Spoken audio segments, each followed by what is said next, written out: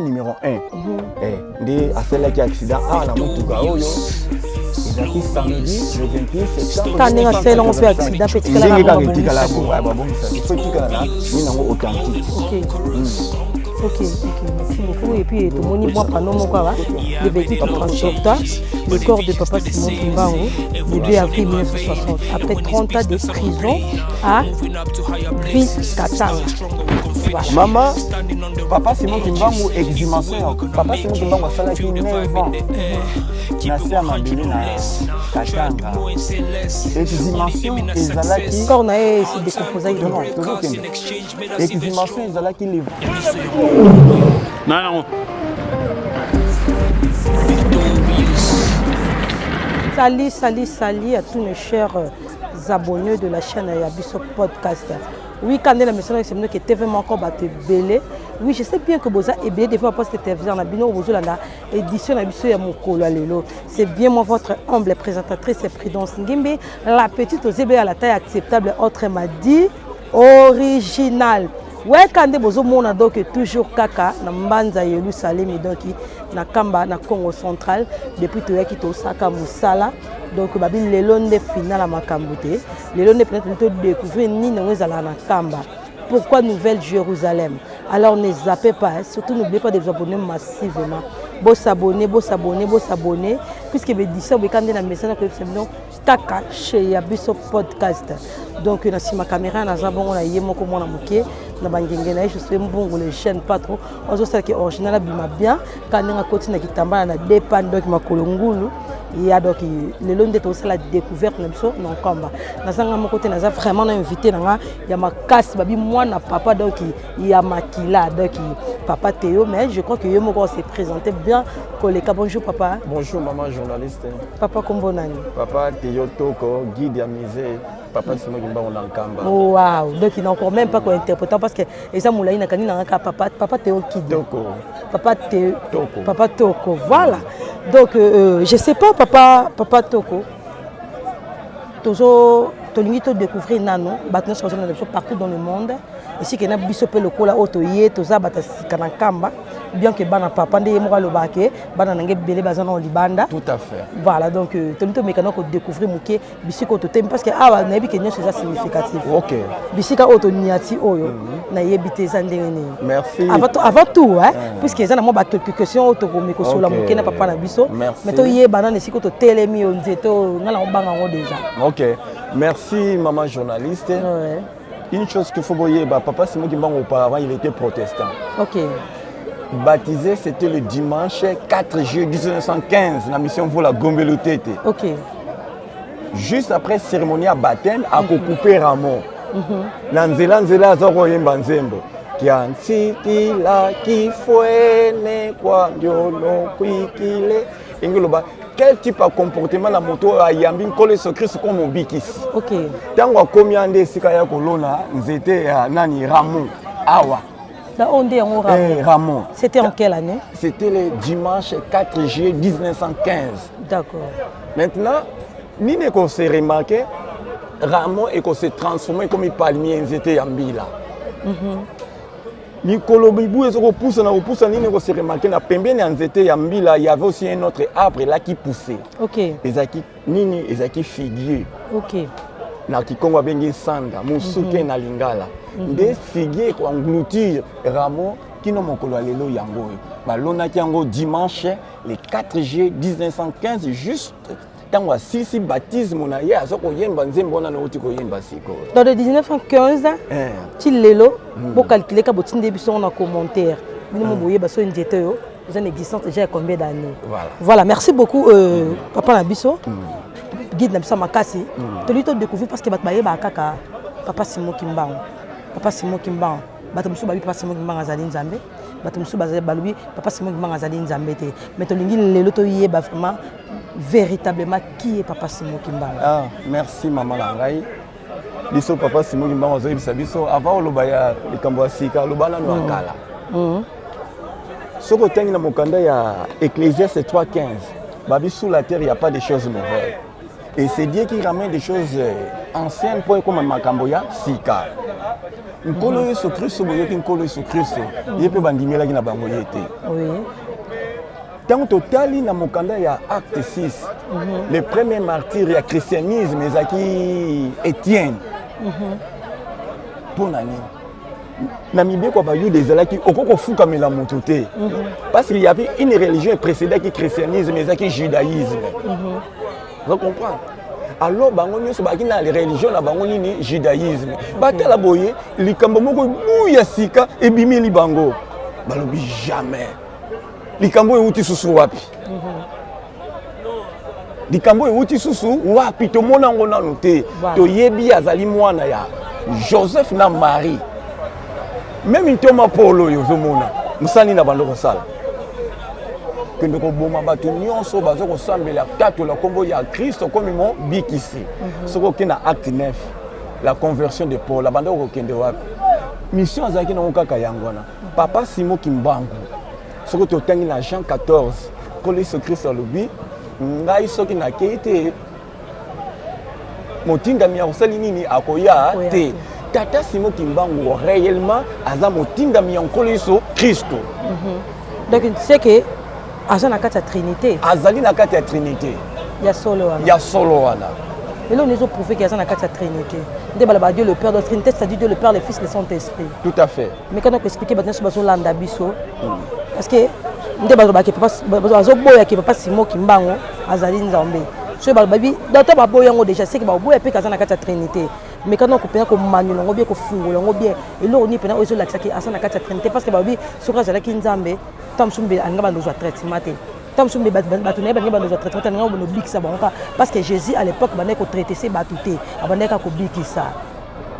Mais quand on ko fungola ngo malam. Maman langai. Et Zali Likambo, une chose que vous devez savoir. Hein? OK. Ah ouais, tu es dans le domaine purement spirituel. OK. Dans le domaine spirituel, wana. Ils ont un laboratoire où ils ont une analyse. Okay. La première des choses, hein, pour croire, non, pour comprendre.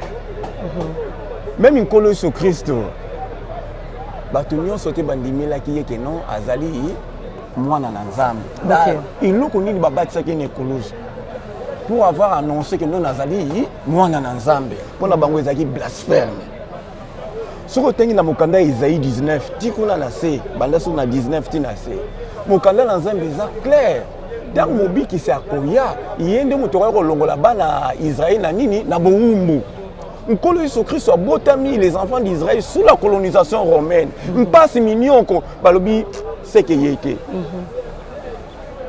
C'est que y était pour Mokanda nanzambe est clair lobi na biso que ceux qui mobi qui s'est aillé, il y a des moutons qui ont biso na passe na boumbu. Mais il y a bota na biso c'est que y était il est azaki rejeté. Il y a dans Matthieu 21, 43. Le royaume de ces sera vous enlevé. Et pour que ça m'a libota, oye ba kondimila, on peut ba obot sango mbumba. Maman journaliste Bilembo Ezali. OK. Na ko person dakisa. Le 24 avril 1942, papa Simon Kimbangu azalaki na prison na Lubumbashi. Ba kangiye lisusu na boma. Les mêmes jours, les mêmes jours, le 24 avril 1942. Non, multiplication T. On est en multiplication T. Zela, non, Zela, là, on a rejoint les Yanonayo. Bakangi sur la Boma. Boma bengi Lubumbashi. À l'époque, c'était Elisabethville. Et c'est qui m'a assez évadé dans la prison. Non, Azao, on a biso. Bakangi sur la Sekebanza. Les mêmes jours. Bakangi na Bolafa. Et Café la Mbandaka dans des 5 endroits différents. C'est ça qu'on appelle en théologie la théophanie. Même Jésus-Christ a ça qui théophanie. Parce que quand Jésus Christ a qui n'a biso été, ngana kei, yake ko sengi la bino monsungi oya ko sala makambo oyo kutunga na sali te. Maman journaliste, vous ne pouvez jamais dissocier Jésus-Christ na papa Simon Kimbangu. OK. Il y a toujours une similitude. OK. Na ko personne dakisa. Papa Simon Kimbangu a salé 5 mois de ministère. 2 mois à Nkamba et 3 mois à Mbanza-Nsanda.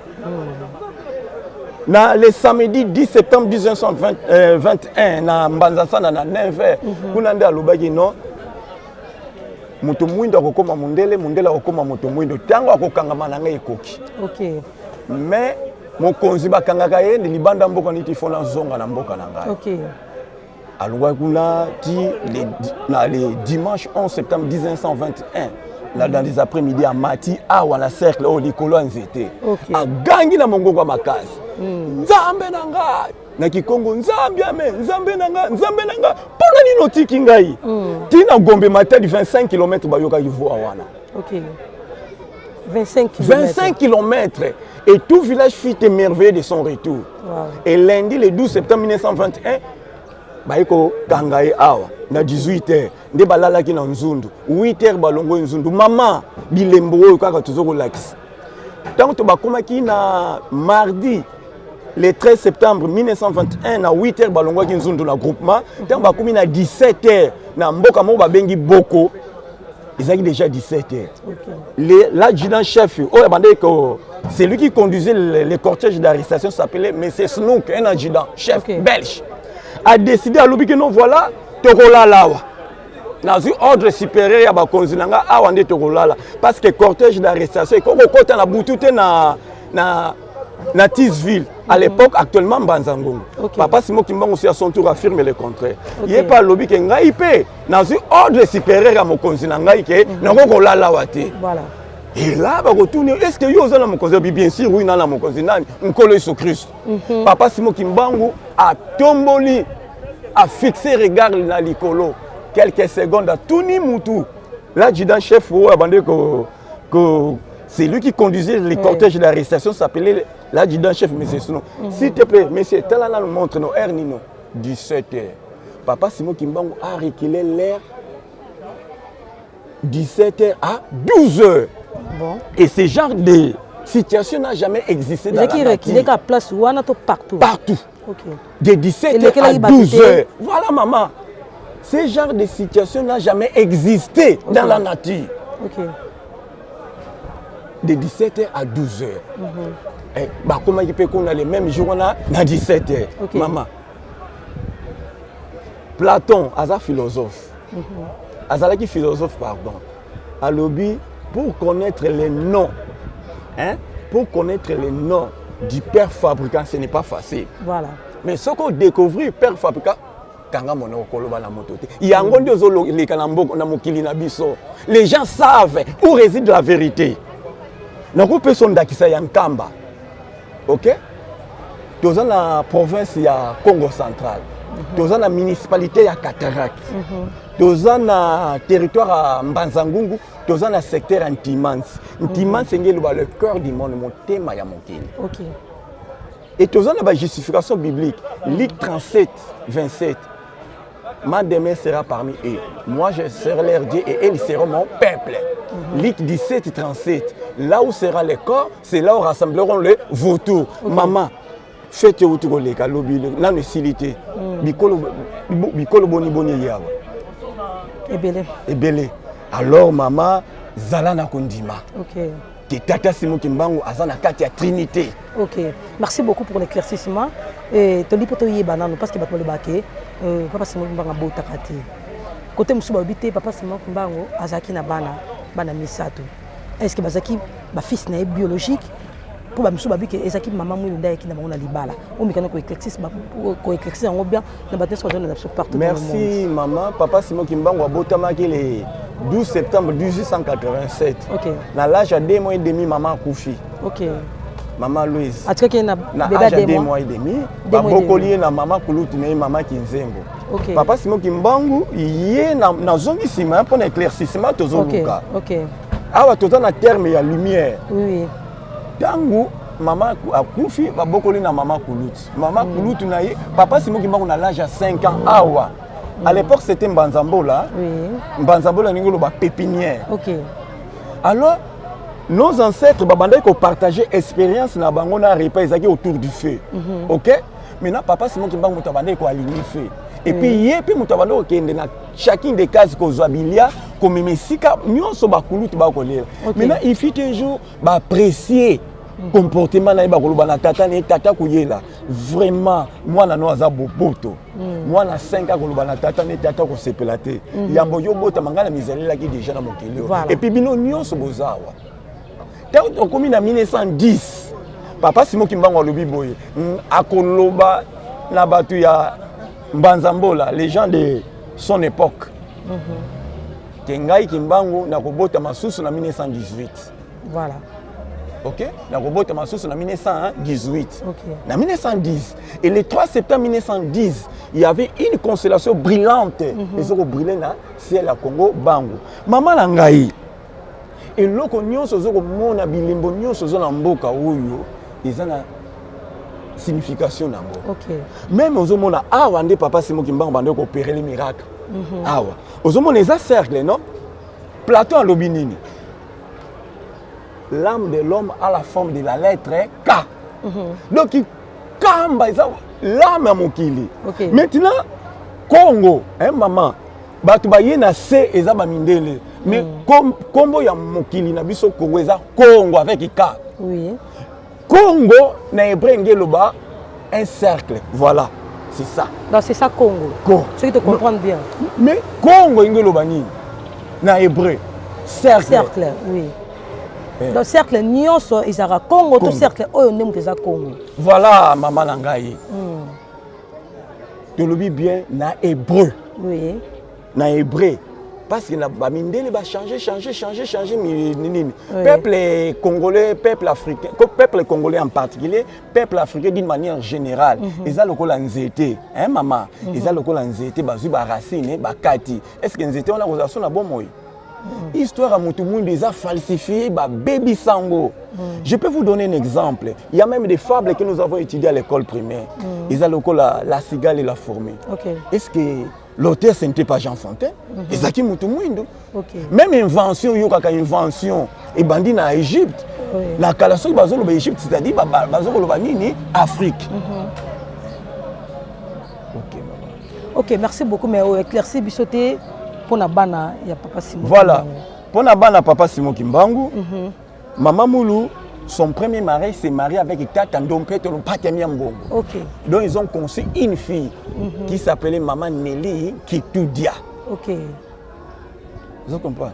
Wana mwana boso ya maman Moulou. Tant maman Moulou mobali wana akufi, ayeko bala na Tata Simon Kimbangu. Ok. Basaki mariage na mission vula gombelu tete.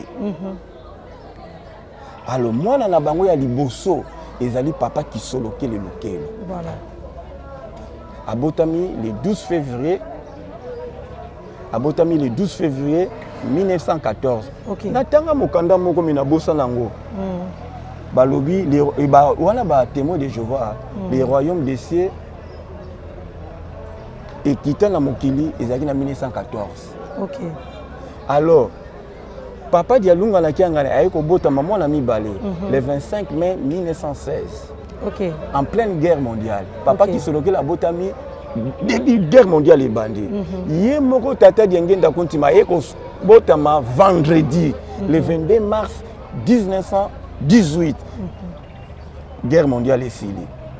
Papa, maman, journaliste, papa Simon Kimbangu a botaki bana misato onga na tangeli bino. Merci beaucoup papa. Maintenant tozana kata mbanza Yerusalem de Kinkamba Nouvelle-Jérusalem. Pourquoi Jérusalem? Parce que tu es déjà Jérusalem. Mais lelo ba bengi Kamba Nouvelle-Jérusalem. Pour nani mona Nouvelle-Jérusalem. Eza biblique. OK. Eza na mokanda na Nzambe. Parce que na bozinga de justesse au moni place na utaki, je n'ai pas préparé cette émission. OK. Mais eza na mokanda na Nzambe. Yerusalem yakala. Ezaki komba moto te Salem. OK. Bayambaki moto ayibani tata te, ayibani mama te, place à uta ayibani te. Voilà. Papa Simon Kimbangu mardi na nuit ya mardi mercredi. Hein? Kolo se Christ aye. Abi banda lelo et eza son kamba, eza son banzambola te et bongwani nkamba Yerusalem ya sika. OK. To yambaki ambassadeur ya Israël awa. A bombe torse. A petit to la bibino nyonso boza wangam to na leki bino. OK. Na zo chance à komona Yerusalem ya kala na zo so chance à komona Yerusalem ya sika. Eza kaka bilembo te mama. Na tango akalizaki silo. OK. Ce qui nkolo Yesu Christ a sali si okende ko sokola na silo. Biso tozona une chance. na silo wana ezalaki fo angelu nanu agite mai. C'est ça. Oyo mutu ya makasi ya kokota na kati ya mai ye kaka. Mais biso lelo toza na mai ya sima, mai ya nkamba. Nkamba ezali yelu selemi ya sika. Ok, merci beaucoup. Maintenant, du coup, on te continue en Kamba, Nouvelle Jérusalem, donc Mbanza Jérusalem. Du coup, tu as 3 drapeaux. Mais biso to yebi, sur aucun pays, moko, au coup, tu as drapeau moko. Aucun pays, monsieur, au coup, tu as drapeau, il y a pays wana. Mais du coup, tu continues en Mbanza Jérusalem, tu as 3 drapeaux. Drapeau, il y a RDC, drapeau, il y a Angola, et puis drapeau, il y a Brazzaville. Tu yebi, et ça significatif, ce qui est significatif, et là, qui c'est nini, puisque tu yebi que sur aucun Brazzaville, au Yoka, Boma Zaïroa, Tikanyoka. Ok, dans Angola, kuna oka, ça langa ne merde. Ba kibinza na mboka na bango, ba yeko yiba mbongo na biso na mboka. Mais ngana kenda na nini na Angola, na tikala omona drapeau te ya RDC. Voilà. Na kenda na Brazzaville, na tikala omona drapeau te ya RDC. Mais du coup, institution na ambassade ndeko. Na ambassade kaka. Du coup na koti na Mbanza Yerusalem. Na koti 3 drapeaux. Na ebité elakisi nini. Voilà. Merci maman. Babel ya kala. Panzanaki. Babel ya sika papa Simon Kimbangu mission principale na ya kosangisa biso nyonso. Ce n'est pas Dieu qui a établi des frontières. Nous avons été établir. Ils ont un arrangement ya bateau. Juste après la conférence à Berlin. Donc la Belgique était sortie gagnant. Pour la drapeau au Moniwana, les socles du kimbanguisme, ils ont 3 pays.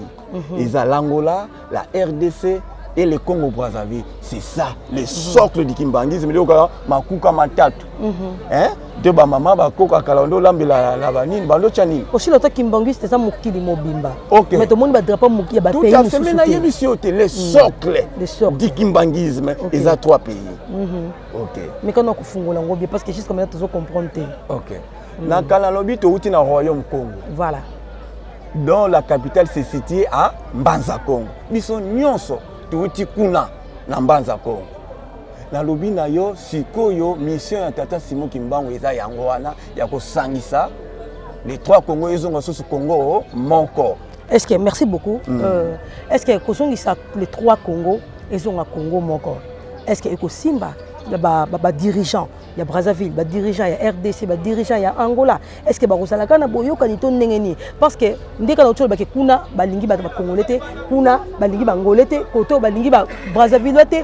Est-ce que ekosimba ekosandeli parce que toyebi ke ba clan sali ba clan au monde atom sous soke na Brazzaville au monde ntsaku moko oyepe antsa kwa zali na Angola ntsa kwa zali oke kuna bisiki ngimbi baza oke kuna ba nzinga bazali papa na biso Simon Kimbangu kiangani nzinga voilà alors soyo pe na Angola banzinga bazali alors to ebite ezala ntela ndenge ni ntango bazongisa ngo ezonga Congo moko mama na ngai likambo nzambe olinga te tango nango eko kokama eko salema. OK, merci beaucoup pour l'éclaircissement. En tout cas si il y a moyen de marcher na biso déjà to visiter moi ba site parce que babi Kamba Nouvelle Jérusalem et ça vraiment vaste toujours continuer l'histoire na biso na guide na biso makasi azolo ba kitoko azo manyola pena mamango bien kolekanga to lisco to visiter moi quelques sites to mona awa ba mausolée zali de ba site ça tellement belle misu ko na yebite le quoi to na guide na biso ya makasi ndeye azo mema biso. Merci beaucoup. Yango oyo eza biso na biso suka ya makambo elike bandeli mesiko yo ndetango na biso lelo eza lelo don't have to wait till tomorrow poto kende liboso tia kondima likolo na nyoso po mosika to uti nini te to moni na nyoso to sali mekondi mekoli forever grateful I'm counting my blessing by way do begin cause eleki mingi likolo na seko lekaba ute ba. OK, merci beaucoup chers internautes de la chaîne Yabiso Podcast quand na cadre de découverte tozanango quand na guide biso makasi pe to tambola na to comme déjà na site moko to lingi to yeba site to telemi awa eza nini. Merci maman. Papa Simon Kimbangu tango ba solliciter na nkolo Yesu Kristo akimaki mosala o. OK. Abi na mikoki te pona bato mayele. Mi-novembre 1920 akendaki ni Léopoldville à l'époque actuellement Kinshasa kuna ndia banaye kosala na HB comme pointeur et comment na suka sanza akende kozwa salaire agent payeur atuni yo tata nini ngo yili kosala oh non na yo kozwa lifuti nanga oh mais yo ndi muto yambozo ki lifuti oh non na zunante T'as la liste à payer, en signature ou yann. Deuxième, troisième mois, même scénario s'est répété. Tant que comme en mi-mars 1921, papa c'est moi qui m'a vendu ici, baninga va essayer na zonga na ngamboka parce que musala no sala no zo alifutite. Baninga ba encourager, faut zonga. Ko zonga bino mugo yibi makamoni ne lekaki na Kasango. OK. Ndé jeudi le 17 mars 1921, papa c'est moi qui m'a yambi nkolo Yesu Christ. Alobi ne ngai na yo lobi tozana masolo. Mais sengeli ozala na témoin moko. OK. Yangwana papa c'est moi qui mbango alongwaki Mbanzambola à l'époque actuellement Nkamba, akendaki na mboka moko babengi Lukengo. Kuna nda akende kozwa tata tomate vumana. Parce que biso baté ya biso likambo nzambe il faut témoin azala. Voilà. Témoin ya muntu nzambe, témoin ya nzambe mutu. Voilà. Ah wande sika oyo tata témoin tuvumana monaki likolo efungwami. Ezaki awa sika o. Okay. Likolo efungwami. Kolo Yesu Kristo akiti bazoko solana tata simo kimba de sika ndo yango kolo Yesu ya moyindo mais maman na ngai Mobutu akufelaki mwasi ezalaki le 27 octobre 1977 maman c'est ça akufaki et sengeli sisu abala na maman Bobila Dawa yangonda eko occasionné voyage à pape Jean-Paul II le 2 mai 1980 tant que pape Jean-Paul II a commis na Zaïre à cette époque à Kolobaki nini étant que journaliste je viens de fouler les paradis terrestres. Dieu est noir, Jésus-Christ est africain, il est au nord de l'Angola. OK. Et ça, ma comami, jeune Afrique, ils maman. Toujours inventé le comme côté. C'est ça qui a occasionné son assassinat. Assassinat qui mercredi le 13 mai 1981, na 17h19 minutes, bêta qui massas. Pour la nini abimisa qui solo. OK. Maman nangai. Chaque pape et église catholique a une mission spécifique. Vous comprenez? A une mission spécifique. Et c'est la pape Jean-Paul II qui avait annoncé. Et Kolo Yesu Christo, Tata Nzambe Molimo Santa Zamu Tomoindo. Le Poutine bazo confessé en donc. Le 260e pape de l'église catholique, le pape Pie XII. Le pape Pie XII, jeudi, le 12 octobre 1950, à Lobino, j'ai vu le soleil entre les mains de Marie. Là, Pape Pie XII, j'ai vu le soleil entre les mains de Marie. Mais c'était un message là masqué. Il avait porté un manteau. OK. En 1950. Maintenant, Papa Diengenda travaillait à l'administration publique dans Tangwa Banoko. Azaki secrétaire il y a gouverneur Peigné.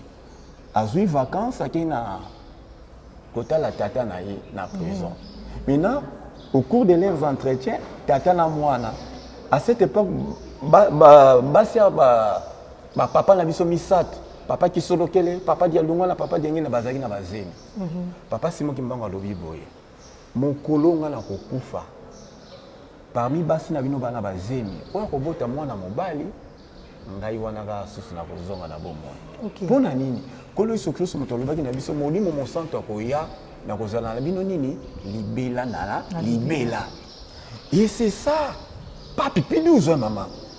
Alobi, j'ai vu le soleil entre les mains de Marie. Ils ont dit message moko masqué. OK. À l'état où commis le vendredi 12 octobre 1951, au moment où papa Simon Kimbango azoko tika biso na Lubumbashi. Awa lankamba papa Simon Kimbango kianga nazo botama. Maman na ngai bilembo ezali papa Simon Kimbango za na kati ya Trinité. Papa Simon Kimbango atika biso vendredi 12 octobre 1951 na Lubumbashi. Maintenant ba Congo o bazaki na Lubumbashi à cette époque. À l'occurrence de papa James Limbelolo. Voilà, son village se situe à 10 km de Nkamba, Gonkimbanda. L'homme aussi qui est allé demander le corps de Jésus-Christ, Joseph d'Arimathée, à 10 km de Jérusalem. Ok. Gouverneur provincial, il faut la capitale. Gouverneur général à son tour qui dit il faut Belgique. Belgique a autorisé pour personne d'autre n'a pas déconné Bakondo. Papa Simon qui m'ont enterré le samedi 13 octobre 1951. Le même samedi, le 13 octobre 1951, à Léopoldville, à l'époque actuellement Kinshasa, na Kalina, le Gombe, non? Kalina na Kala, Moutoumou Ndabando Kotate, à part Baboui. Hôtel Mokezaki en face ex-Onatra, hôtel Kalina. Les autorités coloniales belges ont organisé dîner. Balbibo ya tolia tomela. Moutabando konyo kolabiso akenaye akufi. En plein dîner, Papa Simon Kimbango a abîmé Libango. Voilà. Abîmé Libango, bango nyonso en débandade. Bamoni mutu mwinde moko azalaki wana, soki totiki ye akobimisa secret. Il faut to meme na Belgique. Yé na libota na ye bamemaki bango na Belgique. Maman, c'est pour cela oyokaka non Kimbango a quoi te. Maman, la résurrection ne se fait pas d'une manière publique. Nous tous sauté à mon résurrection. Et ça, donc, ça, tu comprends bien résurrection, c'est la marque en dans c'est quoi naïe. Maman langaï. Ma c'est quoi n'a plus rien l'écoute. Ah bon? Voilà, nous avons sabino il y a samedi le 13 octobre. Na Kalina go à Kufina Lubumbashi na kina monani. C'est quand il bimande ni mutu mundo ba memara kuna mta yako bimsango to ezeki devant. Dans la vidéo moko un prêtre catholique belge azo loba yango. OK, wa vivant. Wa loba yango. OK. À monani. Et ba tu bazo ba non voilà Kimbango a c'est quoi te? Kimbango a c'est quoi te maman? La résurrection na zongeli, la résurrection ne se fait jamais d'une manière publique. Car un peuple oyo choisi par Dieu. Bango de bamona ka résurrection. Même une colonie sur Christ autant c'est quoi qui. Mutuni sauté à mon résurrection. Papa Simon Kimbangu le 29 juillet 1950 na Loa. Akufa ki vendredi le 12 octobre 1950. Le 29 juillet 1950 na Loa. Place ba relégué bazalaki. Na 7h du matin, azotambola likolo à vélo. À un moment donné, a tiki vélo azotambola likolo ya mai. OK. Dès ici quand a lobaki na ba relégué mikolo ko ya. Avant d'aki bango du 29 juillet, till le 5 août. Voilà lycée quoi terre. A mon till le 5 août. Ande alobaki na bango mikolo ko ya lukutaka no moko monene ko salema na mbanzango. Lukutaka ngé lobanini rassemblement. Okay. Et que c'est concrétisé prophétie wana lundi le 3 octobre 2011 lors de sa révision à procès. Tala makamboleka ki namba. Maman journaliste et tout ça là bas recherche. Moto mundo aza bandé. Merci beaucoup en tout cas papa c'est Pélicinga donc je manque même le mot dans historien pena ma kasi parce que va date soit bimisa. Non en tout cas félicitations Bele. Et n'habitez sur tolongo na site oyo. Trop question na site nene. Voilà. Mais non c'est pas la moquette que moi malembe pour que to me kosula o meka pe ko tel signification ya pieni parce que babi ah na Nouvelle Jérusalem voilà. Ba kota ka makolongulu. OK. Maman biso tozo tozo tambola makolongulu maman na ngai biso tozo kaka na Bible. Papa Simon Kimbango bi nyonso bokoluka botala nini na Bible. Oui. Exode chapitre 3:15. Oui. Ba lubi na biso nini? Longola ba sandal là parce que ici quand yo zali za ici kanini ici kono ezali ne za ici kanini ya bo centre maman na ngai na yebite bato yo moniawa Farzam tala na Google Farzam azanani azanani multimilliardaire alobi yango awate mais afuka mi liboso papa Simon Kimbangu kiangani tango alobi bala liboso bakutana o ezali deuxième voyage abi papa ngana yo to yebani liboso na onaza na ngai loko pamba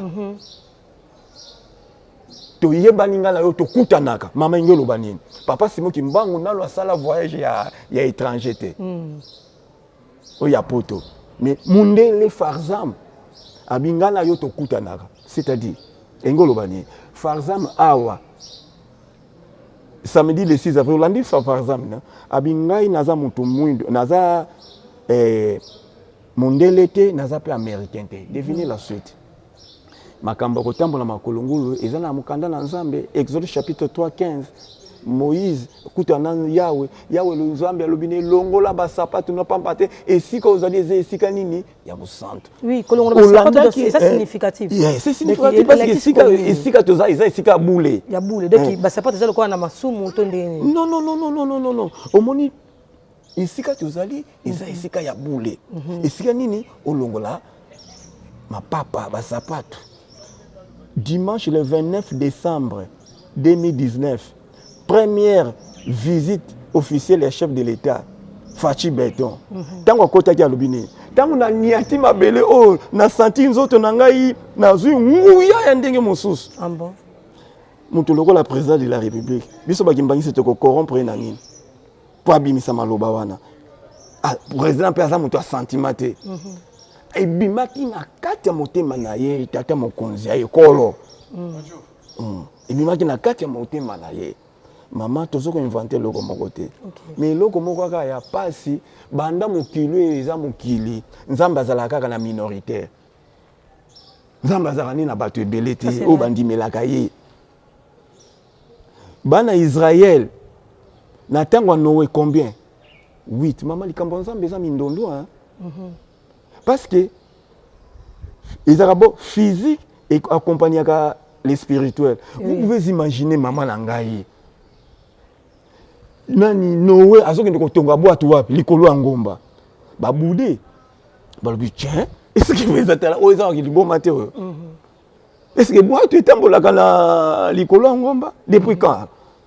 Ozomona yango wana maman Langaï kokoma noza oyawa. Oye na makasi no moko te. Ezali bolingo tata Nzambe. Soki tata Nzambe alingaka te moyo yawa ezali grâce pour na yo. Merci beaucoup, on continue. Tolobaki ke toyesu na site mususu ba mituka nyoso oyo eza ba beza significatif. Oui. To mekano ko yeba moko sima na mususu mbangu pour que to ke pena ba site mususu. Voiture oyo Mercedes 190 ezali voiture à papa dialunga na kianga. OK. OK. Oyo voiture Nissan Pony. Ezalaki ya papa diengenda kontima. OK. Oyo voiture marque américaine Ford, ezalaki voiture à papa qui soloke lokelo. OK.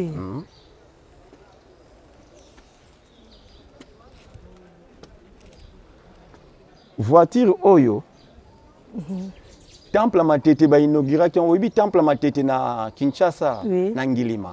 Ba inaugura ki le 25 décembre 1966. Mobutu azalaki oza don ya gouvernement. OK. Eza don ya gouvernement année de fabrication 1964. Wow. Mutu ayaki nango Tshisekedi le père à cette époque ministre de l'Intérieur. Wow. Alors ezaki ya noir. Et puis toujours ba photo voilà. Josué et puis de voilà photo nini eza na événement mosusu. Ah événement mosusu d'accord. Ezaki en noir. Mais ezaki voiture moko luxe à cette époque. Polémique. Mais yendeni papa diengenda akine ko tambola la voiture ba konzi ba nini yango na ba ko changer peinture ba tchaki couleur verte. Le papa diengenda na ko tambola. Ezaki aye. OK. OK. Merci beaucoup. On continue donc toujours continuer. Oui, voiture oyo ezaki ya papa dialunga na kiangani. Papa dialunga na kiangani mwana mibale ya tata Simon Kimbangu. Azwaki invitation ya mariage à tata Ndombas. Azaki un homme d'affaires Kimbangi, c'était pas mariage na ye. Insista ki en tout cas papa na mariage nanga yo pe fozala. Yango na azwaki invitation. Alongwaki awa le 28 septembre 1985.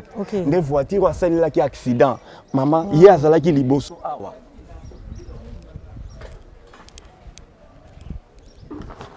Place ye azalaki awa. Bomoni na Madimba sur le national numéro 1. Nde asalelaki accident awa na mutuka oyo. Ezaki samedi le 28 septembre 1985. Faut tika la ni nango authentique. OK. OK, merci beaucoup. Et puis tout le monde moi pas non quoi le véhicule qui transporta le corps de papa Simon Kimbangu le 2 avril 1960 après 30 ans de prison à Ville Katanga. Voilà. Maman papa Simon Kimbangu exhumation papa Simon Kimbangu a salaki 9 ans. Nasi à mabele na Katanga. Exhumation ezalaki corps na se décomposer. Non, tozo kende. Exhumation ezalaki le vendredi. Le vendredi 25 mars 1960. Maman, nous avons des images. Les journalistes. Son corps est sorti intact Wow. La température corporelle est normale. Wow. Bah, image ezali. Image ezali. La Wow. température corporelle est normale. L'œil droit ouvert, l'œil Wow. gauche fermé. C'est-à-dire, azoko gérer vivant, azoko gérer sous. Bah oui. Bah oui. Wow. Nous le disons sans ambiguïté. Le corps de Papa Simon Kimbang a échappé à la corruption jusqu'au jour d'aujourd'hui. C'est-à-dire, Papa Simon Kimbang est un homme hors du commun. Oyo, Papa Simon Kimbang au corps et l'ongwaki le 25 mars na Lubumbashi. Bazwaki train. Ti na Ilebo. Na Ilebo ba komaki mardi le 29 mars 1960 balalaki na Ilebo. Dès le jour suivant là, c'était le mercredi 30 mars 1960 bazoki bato ti na Kinshasa. Ba komaki Kinshasa, c'était le samedi 2 avril 1960. C'est à 9h du matin que les bateaux qui transportaient son corps, c'est à Koso port fluvial de Kinshasa. Wow. Et c'est le véhicule Oyo et Mzoki Nzoto nae banda Kinshasa tiawa nankamba. Mutuka ngo yango yo. Wow. Ouais. En tout cas. Et puis, tout le monde met comme Sukuna. Ok, tozo On va komba. avancer. Wow. matoye yoki miso emoni linga koloba eza te motema eza temo emisala emonani linga koloba eza te touti mosika esesa Mutuka tokomi oyo ezali ya tata dialunga na kiangani. Papa dialunga na kiangani atikaki biso ezalaki jeudi le 16 août 2001 bolekaki place yango Ok. na mboka place atikela biso na Kiemba Ok. na kati ya voiture oyo Akufile na kati ya na kati ya voiture. voiture oyo. Wow. Okay. Mutuka oyo la famille living ekomi elengiselaka mochi ne move soki nakanisi bolamu na yo elekelaka ngai osali ya kokama oduwa give an exchange ekoma koyebisa mutuka ngai nivo oyo ya soni papa diengenda moto asombaki yango na mbongo ne moko propre. Ok.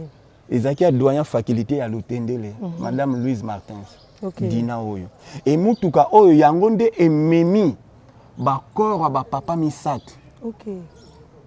Ok.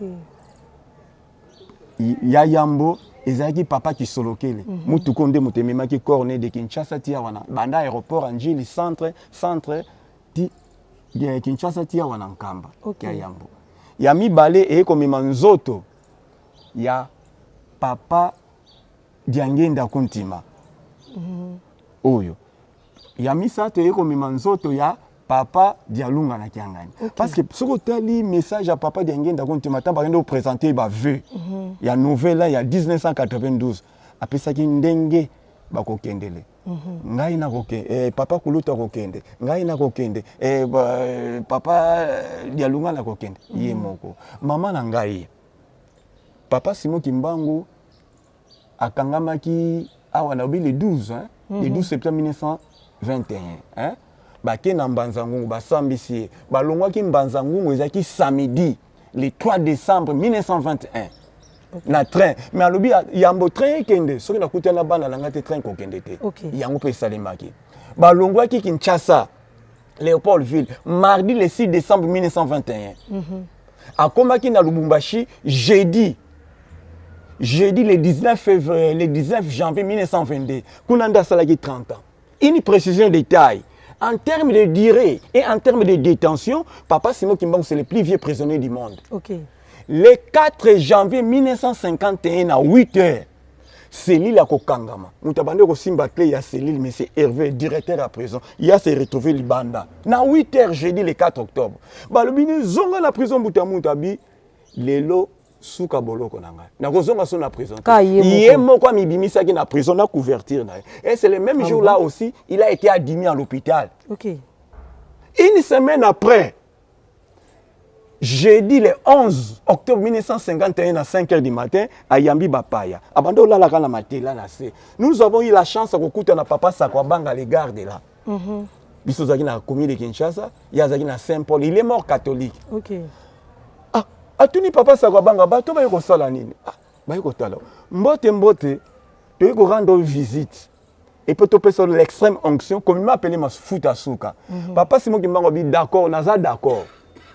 Mais yambo bo pesanga mafuta suka bolo bananga nanu mokolo date nanga oyo ngai nako kufa so bolobi nanga ngo bo pesi na bino ngai mafuta na bino asuka. OK. sœur religieuse catholique moko azaki wana aboti courage abi wana nzambe kaka mutu ayebaka yango mutu mokili yako koyeba ngo abenga libango le bokende boza basali nzambe lokuta mama sœur catholique alobi nini wana nzambe kaka mutu apesa mili nguya koyeba makambo wana mutu mokili yako koyeba ngo te. Vendredi le 12 octobre 1951 à 6h du matin papa Simon Kimbangu abengi ba malade na ba garde nga Kimbangu lolengo bomoni nga boye na kokufa lelo na 15h. OK donc ayeba kinaye mais mama landa sœur religieuse catholique alobi kaka nzambe kaka mutu aye azana nguya koyeba mokolo kokufa siko papa Simon Kimbangu azandani vraiment. Tant que tu à 14h40, à bengi susu bango, ndenge na ibisa bino na tongo na kokufa lelo. Mais botika lelo banzambe te. A pamboli bango yo okubunda bitumba, bo pesa pamboli bango bango nyonso. Tant que tu à 15h yemo kwa s'arranger abeti pas toi kuna gauche na droite aki. Basala autopsie na kati eloko moko ezate. Ah bon? Eloko moko ezalaki te. Ba mama na ngai eza pasi na motema. Peuple congolais, un peuple dépourvu de repères. Tomi yebite, mais na yebite ndenge Platon en loba qui philosophe wana. Pour connaître le nom du père fabricant, ce n'est pas facile. Mais soko yebi yango koloba na mutute. Beaucoup mingi ba yebi, mais bazoko koloba na batute ezangambo. Mama oyo moniawa kende ko sakola. Soko bombi yango ekomi pe nyongo pa na yo.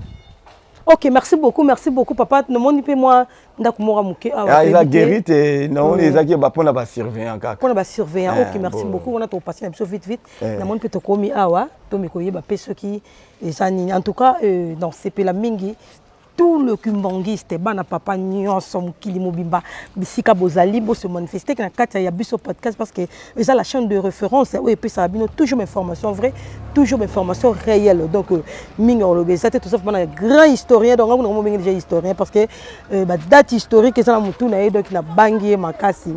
En tout cas, et ce que bana papa nyonso bozali na pesi bino ba mbote et bele particulièrement à mon papa chéri, mon papa que j'aime bien, mais c'est JC Kweditu kama quiz depuis Belgique donc il y a eu un wana papa na lela il y a trop et sans oublier à papa Gora Tokodian Kunzu babi bomolonga ni ya mama Ornella donc il y a bino ya wana bana papa oye bisike na subozali papa Zeis ya yo wana balobi molonga ni ya mama Z donc ya yo wana papa Michel P ya yo wana bisika bozali donc bana papa boumi na ngwene na bino je vous love il y a des gars merci beaucoup on continue.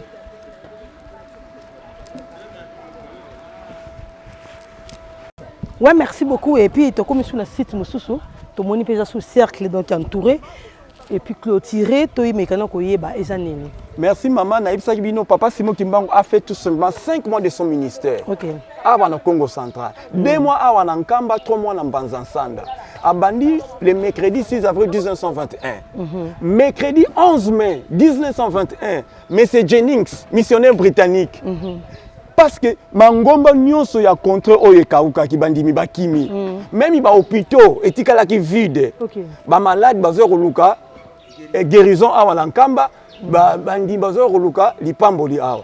Mercredi le 11 mai 1921, M. Jennings, missionnaire britannique, a longo mission pour la Gombeloute place papa Simon Kimbangu azo ki libati ici. Aya ko s'imprégner de la situation au juste qu'est-ce qui se passe en Nkamba. Et sous ces amours que papa Simon Kimbangu a opéré de moi, moi je suis capable de faire tout ce qu'il était en train de faire là. Biso bato la kisi li lobanzambe, ngape bo memelanga malade, na ko sala miracle, ba memeli paralytique. Mercredi le 11 mai 1921. Mais c'est Jennings ça y est liboso paralytique. Lève-toi et marche au nom de Seigneur Jésus-Christ. Soni a quitté et sous y est de la population. Papa Simon Kimbangu a yé, tellement mon combat Yesu.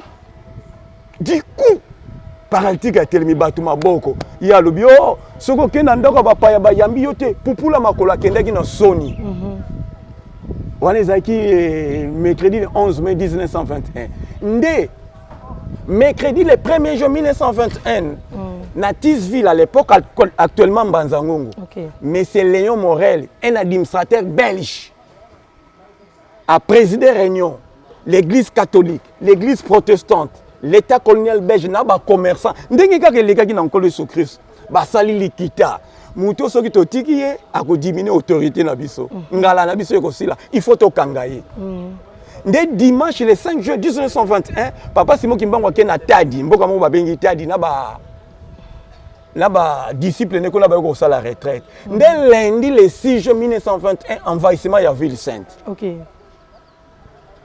Mais avant likambo ne salema papa Simon Kimbangu azui maloba parce que l'église Kimbangu se prend toujours la non violence.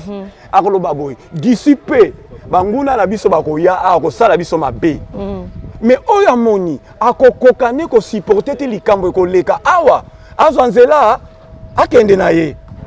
Au moment où papa Simon Kimbangu parlait aux adeptes, mais c'est le Morel accompagné avec ses 24 militaires, bah comment il déjà quelque part à camp prof. Maintenant ni ne koleka allez bouya rebimi. Bazaki stopper wana bazomona soso nzela te. Papa Simon Kimbangu asala pour que foule les moyens ya se disperser. OK. À un moment donné, M. Morel a 24 militaires accompagnés d'un interprète moko. Biso na lingomba na biso rien ne se faut azana. Biso le socle du kimbangisme, toza na 3 pays, angolo moni 3 drapeaux wana. OK. Soko moni na tribune place ba 3 chaises là, c'est là où on avait placé la chaise de M. Morel les jours là. OK. Et les militaires tiraient sur le genre des balles réelles. J'insiste là-dessus, c'était des balles réelles et des lots qui sortaient dans leurs canons. Manque à respect à consigne. Il y avait un certain papa Zaki Wana à ramasser morceau à bloc à boire quel militaire à Zoki. Ndé maman moko Zaki na mwana na Mukongo, mwana kufa kezai pe mwana ser na. Ndé sika oyo. Nzete moko ezalaki ba ko attacher papa Simon Kimbangu na nzete wana. Ba attacher papa Simon Kimbangu na nzete. Ndé soldat ngaka poignardé ye. Allez, na gouttière wana momoni wana nzete moko safu ezalaki wana na trou wana Angelo Abimi ayeko longola papa Simon Kimbangu na maboko banguna. Le lundi 6 juin 1921 maman journaliste Nkamba fit militariser le lundi 6 juin 1921. Mboka eza na diamante, wolote, palatate, mais ba kengelango na ba soda. Qu'est-ce qu'ils avisaient? Nkamba fit démilitariser. C'était le vendredi 1er avril 1960. Nde mundela tiki mboko. Mutu ayamba kozonga wa papa dia lunga na kiangani. Na korala yelu selemi na sima. Bazo ko yemba nzembo lo tale bandeleto. Ndela kisi. Lo tale bandeleto. Na pesi maluba pa ya papa José akoko expliquer biso nzembo wana. Papa José meka muke ko expliquer biso nzembo wana lo tale bandeleko. Tala étoile na biso bandele drapeau drapeau hein drapeau non c'est que drapeau dans sous forme terme drapeau mais ce n'est pas le drapeau qu'on adore mais il a voulu tout simplement signifier tala étoile au biso tokolanda. D'accord. Aku linuzizi do boyi kampiko tokolonga kaka biso sunda tusundenza tokolonga kaka lendi wana mama ale mokolo yango papa Simon Kimbangu azwi libota na ye akeko bomba bango na Tadi mboka mo babengi Tadi basaki 3 jours na Tadi Tadi ndimbanke madinga mama makambo eza na mboko eza matata na madinga kuna mama mula botaki mwana komba mwana mama Nsilulu mama Mwilu na madinga les nouveau-nés. Aussitôt né, elle est née avec toutes ses capacités. Une vérité vraie. Avec ses dents dans la bouche, les nouveau-nés. Maman Mouilou. Non. Les qui a papa d'Yangenda Kontima ya Moasi. Oui. Les nouveau-nés à pas bébé, hein, mais nouveau-nés. Parce que de 0 à 28 jours, à nouveau-né. Nouveau-né, oui. À même pas bébé. À Botami avec toutes ses capacités, avec ses dents dans la bouche, les nouveau-nés parlaient, marchaient. Akoloba na mama ne mama ngala ki neka okokisa mokano mais mama na koyebisa nouveau né bana misato boti baza batote baba nzambe akufaki le même jour. Ouais. Et puis samedi le 10 octobre 1921 na 9 na Mbanza Sanda kuna papa Simon Kimbangu lobelaki mundela okoma mutu mwindu esengeli ngala zonga tango kokanga mananga ekoki mukonzi bakanga na mboka na te balala na mboka mvunzu. Dimanche le 11 septembre, Bazwinzela. Tango commis la mission vous la Gombelouté dimanche le 11 septembre 1921. Monsieur Jennings, missionnaire britannique, a sangisi bana classe, a zopé sa bango ma sengini à ma bé. Bolanda kimbangu te, mutu ma bé. Papa simu kimbangu azui molimo. Akomo yemba nzembo. Nzambi tata utusadisowa impasi zazitumona ngeye wa mweswazo. Nzambi tata utusadisowa alongi akuwatuma kingabaye kodi ekumbwa Yesu Kristo kebeze yoko anvidia ngungu kwau ubaloloka anemo nkolo mpasi oyo yokaki mokolo lelo nga yango pe nazoko yoka bato yo tindaki baya ko sakola sango na yo bayebi na bango yo te baza bapakano limbisa bango. Au moment où papa Simon Kimbangu chantait, la salle de classe bougeait. Bana classe bako abandonné monsieur Jennings bako mina bako landa tata Simon Kimbangu sima. Et comme il a 10 km en Kamba, il y a un village qu'on appelle Nguru Kimbanda en présence de 16 élèves l'ikolo fongwami. Wow. 3 lettres bimi likolo okave okananzambi vanga marake vanga oyo nzambe alaka kino esale maiko lekate.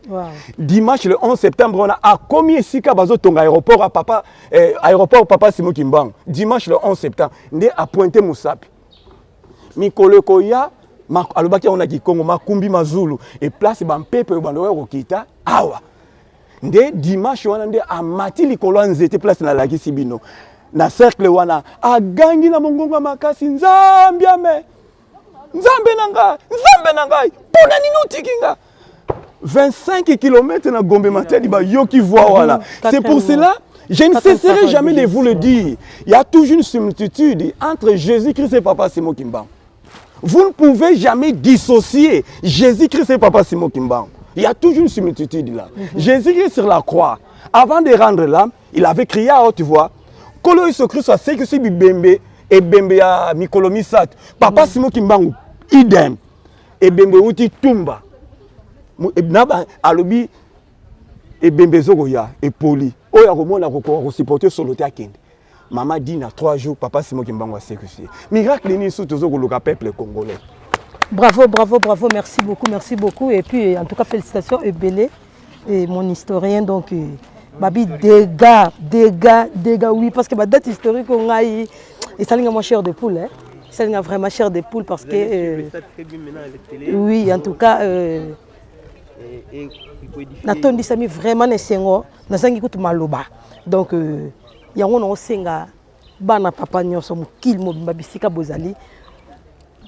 Bo se manifester na kati ya biso podcast na nzela ba j'aime na bino na nzela ba commentaire na bino bo liker bo s'abonner bo commenter et puis toi on a besoin ba remarque na bino na commentaire de bo tila biso mo ba remarque to e ba est-ce que musala ngo tozo sala ngo malamu côté ni tozo boate poto meka ko bongisa merci beaucoup yango na bo santé ko pesa mbote na nga ebele na musika e pa ya mwana papa donc moko ya bana papa na musika Papa Richard Eboye. Babi molonga ni ya maman nanu ya bino ya ngwana donc original en direct d'un Kamba quand de bozo mona donc babi eza dégâts. Merci, on continue.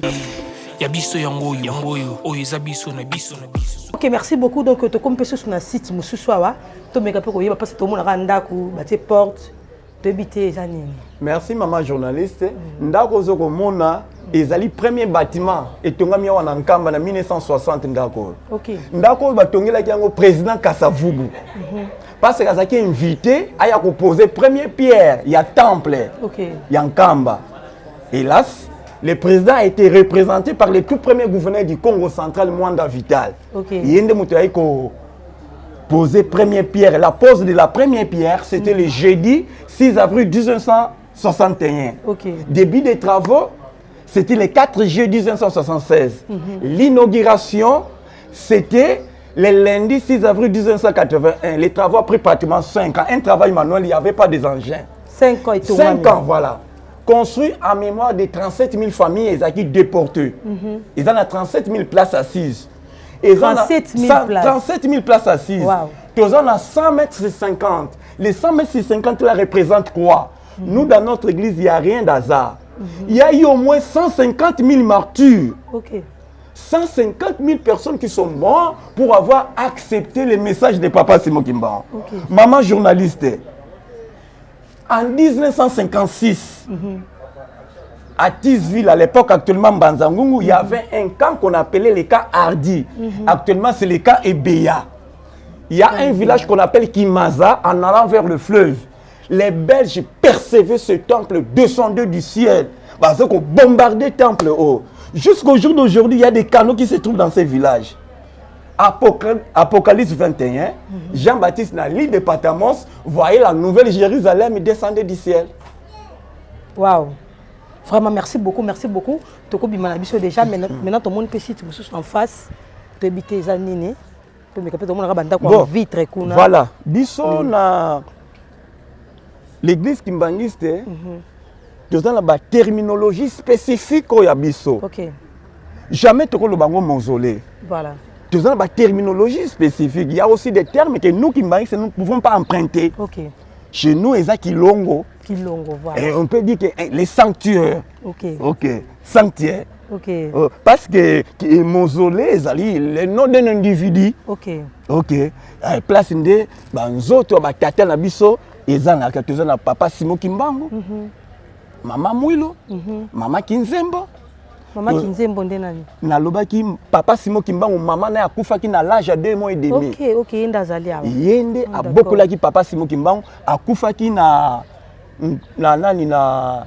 boma le 2 juillet 1929. Maman Kinzembo. Maman Kinzembo nyo kwa mi. Bas policier bazolanda Maman Kinzembo na makolo. Maman Kinzembo banda boma ti banana bazo zoaité. A komi na océan, asali loboko boyo. Pou. Maye poussani Maman Kinzembo a telemi azongisi mai ba policier kuna bisoki boza mibali boya kokutanga. Maman Kinzembo a telemi. Soki boza mibali penza boyawa. Papa qui soloke la mema batu place wana, papa qui soloke le fils aîné à Papa Simon Kimbangu. A mema papa ntula na papa qui uta ya mwanda, papa qui soloke le pe akene sika ona sali boyo. Wu maye kei. Abibota la ba trace ya makolo yo. Maman Kinzembo aye ko telema wa tang ba policier babande ko landa ye. Do bangonde baza anakati. Maman nangai, je ne cesserai jamais de vous le dire. Platon, un philosophe, Azolo Bakeno, voilà, pour connaître les noms des pères fabricants, ce n'est pas facile. Mais ce qu'on y est bien, Kanga Muno, Mingi Bazoya Wabatominene, Bayebi où réside la vérité. Mais la vérité. Ok, merci beaucoup. Et Papa Toyoka qui carte d'Afrique et Bima à Wanakankamba. Est-ce que c'est vrai? Oui, bien sûr, oui, c'est vrai. Est-ce que tu connais? Ok, merci beaucoup. Et tout le monde a carte d'Afrique. Donc carte d'Afrique et Bima pourquoi carte d'Afrique et Bima na RDC est-ce que c'est vrai parce que il y a besoin podcast ces chaînes mais il y a toujours d'informations vraies d'informations réelles voilà donc toujours pour que toute la carte d'Afrique ouais donc si tu as déjà la carte d'Afrique il y a un besoin donc nanga mone na bangi makasi parce que likinga ne petit papa est-ce que oyo bato bayindo ou batonga ke loko bon bazui plan ya carte d'Afrique to e botama ki pena ko botama ndeto yo kaka. Merci maman ba portugais ba lobaka a verdade uma. Vérité zaraga moko a verdade uma. Maman mboko yo ezama bomba miebele. Papa diangenda ibisi biso ngai diangende sika na botama kino lelo matite bimakate. Ngai diangenda esika nga na botama ti lelo matite bimakate. Esika papa diangenda botama ki yango yo pe. Botala la kati soki matite bimaka. Bino moko. Ibima pete. Matite bimaka pete. Ngai diangende sika na botama matite bimakate. Papa diangenda basalaki papa qui soloke la kangama kiawa abima ki muto ayambo le 6 juin. Mais papa dia lunga la kanga ya abima kete. Papa diengenda yoko kangama na 1933 ndaki. bomaki ko rejoindre yaya na ye papa Kisolokeli. Nde banda 1933 wana abandeki kaka oya mikolo misatu mini azongi. Nde na 88 tango ye aye kosala 5 mois awa. Nde mvula moko ebetaki na nuit ya 3 février. Nuit ya 3 février nde esika oyo nani carte d'Afrique oyo bu ebimaki. Papa Diangenda ye esika oyo. Alobi atuni bato. Nini yango bozo remarquer awa. Bato bazo comprendre te. Toza na référé ka Lonzo. Nako binga yesoka azali pe azali beaucoup tout na bien. C'est lui le témoin il y a événement oyo. OK. Papa Diangenda, yé mutalu papa, je vois c'est comme si quelque part c'est la carte d'Afrique mais ça a forme moko renversée. Papa Diangenda makambo to yeli yango yango. Yango. Maman nangai toza na domaine moko purement spirituel. Vraiment. Dans le domaine spirituel les en laboratoire te wo boko ko sala analyse. Il y avait un inventeur philosophe, Blaise Pascal. C'est lui qui a inventé la machine à écrire à l'âge de 12 ans. Voilà. Si vous parlez que Dieu existe, vous ne perdez rien. Mais plutôt si vous parlez que Dieu n'existe pas, là vous perdez les tout. Socrate disait les doutes et le commencement de la sagesse. Là c'est Socrate. Mais dans ma cambo, maman journaliste, ce qu'on doutait là, on perdrait nyonso. Voilà. Longo la doute. Voilà. Okay. Merci beaucoup en tout cas. Et ma bombe mi vraiment eza mingi na kata nkamba. Eza tellement vaste donc toko bandongo banda siko tom souti le bipo mona to silisi on pété parce que eza vraiment ébélé mais to continuer to que mon épée miser et puis to kuta to kapé to kara maya nkamba ma belé nkamba. Lelo vraiment rester toujours branché hein. Ne zappez pas to miko mona maya nkamba et le on a bino to découvrir pe miser. Merci beaucoup. Oyo eza biso na biso suka ya makambo eleke bandeli mesiko yo ndetango na biso. Merci beaucoup, très chers internautes de la chaîne Yabiso Podcast. Voilà qu'on a domaine autour auto tamboula découverte na kati Kamba Yerusalem. Donc si ko toza na kati ya musée. Maintenant to komi na kati ya musée du coup to moni cafétéria na kati. To kutipe maman na biso na kati wana. On me conseille présenter pour que toye bazanani et puis rôle neza ninia wa et pourquoi cafétéria na kati ya musée. Bonjour maman. Bonjour. Maman kombo nani? Kombo langai maman Colette. Sakwa Ndongala. Maman Colette. Sakwa Ndongala. Sakwa Ndongala. Ok, merci beaucoup maman. Et nabi que tu as na kata musée. Toi na kata découverte même chose tu as na Kamba Yerusalem. Toi tu continues na kata ya musée du coup tu moni cafétéria. Tu habité pourquoi cafétéria na kata musée et puis rôle les anini au vendi aka pour na ba fête ou soit tu as déjà boyé. Merci beaucoup pour la mutuna. Ya solo okuti biso ana kati ya cafétéria. Cafétéria oyo ezalaki na idée ya mutu moko te. Tango basalaki musée de babongisaki déjà esika oyo biso pe toyebaki te toyaki na idée nango te. Tofanda kaka na Nkamba awa. Ça fait un bon moment toza awa. Sikoyo nde papa tango bafungoli musée basepelaki ke il faut cafétéria ezala awa. Parce que na kati ya musée to yambaka bapaya minene ya ndenge na ndenge bapaya bautaka na mikili misika bayaka awa. Soki basali tour pour visiter musée, c'est comme tout un voyage. C'est comme tout un voyage. Soki basili ici de bayaka awa pour moi rafraîchissement. Donc bayaka kozwa moi eloko pour na ko déguster, bazon sa moi souffle. C'est ça, exactement. Ok, merci beaucoup. Mais tout le monde, gâteau, et tout ça, là, awa, vous avez une boulangerie, awa, to, mon pâtisserie, mon keza. Et oui.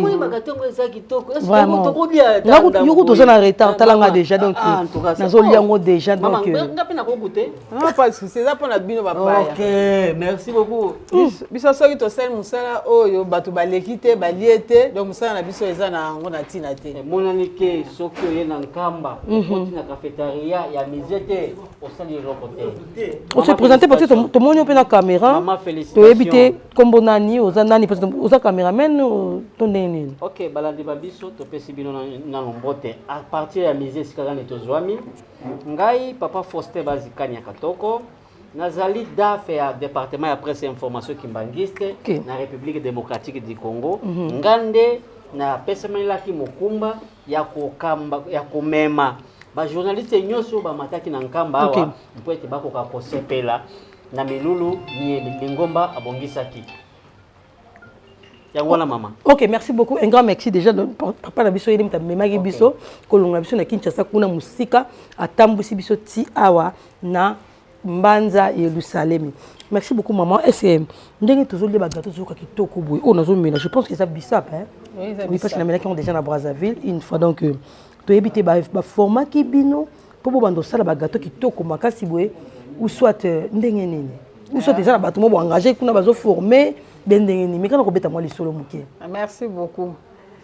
Solo ba format ki biso parce qu'à l'époque ils allaient qui soki la manifestation minene dans la carte à Jérusalem. Ah, il faut ba papa ou conseiller papa Mbenza, il faut ba luka ko louer vraiment équipe mo na Kinshasa, moyena ko futa bango mbongo pour ba ko sala ba service. OK. Avec le temps batala ki non, il faut te former o ya biso ko banandako. Pour ba sala sala o to futela mbongo pour to futela susu mbongo te. D'ailleurs, on a tous qui formé, oui. Tous qui formé. Tous qui formation. Des psychos, aussi ça il y a longtemps. Parce que si vous avez fait bientôt 3 ans. Aussi ça, n'est tout ça là. Ah ouais, tout ça là, bilo on y a sur bomoni, tout ça là baji. Il y a base, il y a fruits, il y a biso en kamba. C'est quoi tout temps bazolia, bazoleka. Est-ce que c'est gratuit ou soit c'est payant? Non, c'est gratuit. C'est gratuit. Donc il y a un yo, tant on est sur l'ingénieur na yo. Il y a mais là. En tout cas. En tout donc cas. vraiment ce que il y a aux adjustés au CP la carte. Donc tout est là. Et bio bio, oui ça la mika sur place. Il y a on a la bisap, il y a ma lili donc et ça dégâts. Merci beaucoup. Dans le jus d'orange par exemple. Ouais.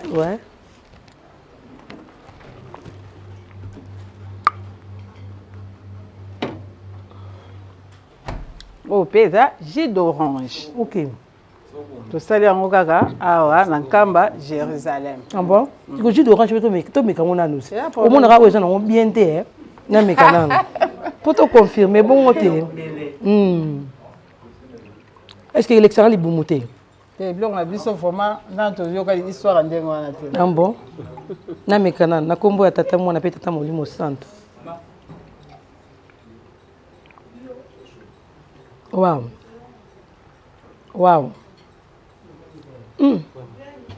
Génial. Mbongo. En tout cas, tant que à Kinshasa, yebisa pena ba famille nanga ki ngana tikali na noa. Parce que biloko na mona wa non. Yebisa bango ngana tikali nanu. Vraiment miracle. Tu travailles rapide dans l'équipe nanga, tant souper ba ko pesa ta ba kuku. Oui, pas de problème. Ba koko ya parce que en tout cas le ngonya na bino ba ibosali biloko parce que c'est pas donné à tout le monde hein. Et puis ça mena batunyo sauter pour bato musuku to musuku façon ko beta patka ba yebi na bango te. Façon ya ko sala pour système nia ko sala pour ke bima boy donc ba yebi te mais en tout cas félicitations na bino nyonso. Félicitations. Ba on peut bazali moko na kati ya musala on to sala na bango elongo. OK, merci beaucoup. Bino pika bosali o to mama yemo. Ngeta. Biso nyonso to sala. En tout cas, félicitations à Bino. Merci beaucoup. Ah, je manque même les mots. Dès que nous avons maluba, n'habité beaucoup le banini pour ne biloko bosali. Ni non beaucoup de bâtonniers sur la zone partout dans le monde. Est-ce que ce que louer bino quelque part pour que ça n'a fait timoko ou ça n'est que moi sur le pakala beaucoup plus okende. Na combat tata moi appelé mon centre. Topé sinon nous merci pas nous Nzambe tata mon centre papa Simon de Maokangani. Oui. Pour c'est grâce na bango.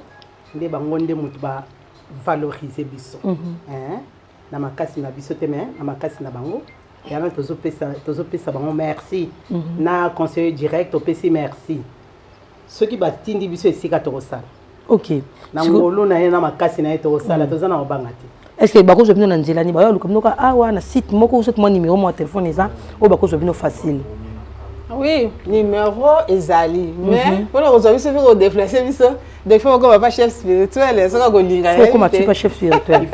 Aïe aïe aïe aïe. Conseiller direct. Aïe aïe aïe aïe aïe aïe. En tout cas, la place où on a pena au ka bloqué c'est. Tu biso toko sa ndenge nini donc mais yemo tatanza masana lo lenge na ye. Merci beaucoup et merci beaucoup maman, merci parce que vous avez bissap, vous avez orange. au gâteau cake na ngado na tika ngote na kino tina mesa. Merci. Je suis là. Atela ngande na zo kende po ba be za dégâts. Na si son nom awa et puis on continue hein. Merci beaucoup et très chers internautes de la chaîne Yabiso Podcast. Donc quand on a idéologie on tambula na ngona ya découverte na kati ya Mbanza Yerusalem. Tout ça juste en face ya musée. Ya musée Papa Simon Kimbangu. Et puis tout moni du coup nous était ya pomme verte bandana zalanga tilelo.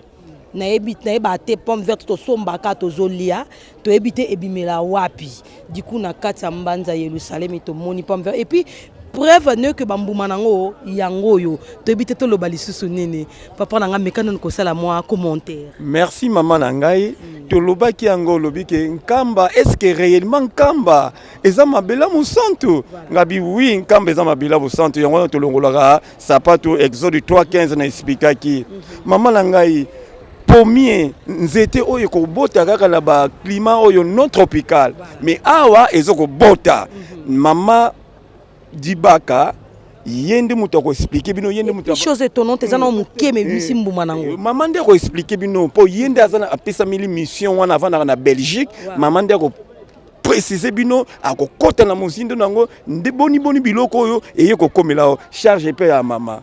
Ok, merci beaucoup balobi maman daza chargé ya koya na nzete oyo pe to moni ezo bota bambuma no maman zo uta nango na Belgique. Bonjour maman. Oui, bonjour bandeko nangai. Kombo nani maman? Kombo nanga maman Dibaka Ntimba Charlotte. Maman Charlotte. Mais quand nous ko sala témoignage parce que to ebité est-ce que c'est vrai que yo mutozo ya na nzete oyo zo uta nango na Belgique? Oui, ya solo ezali ngai munaye nango. Révélation wana ebimaki na 2013.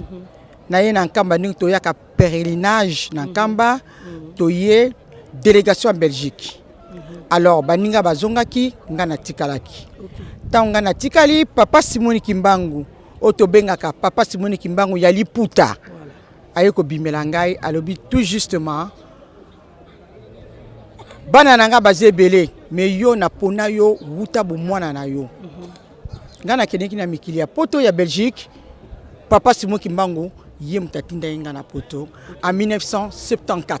Wow.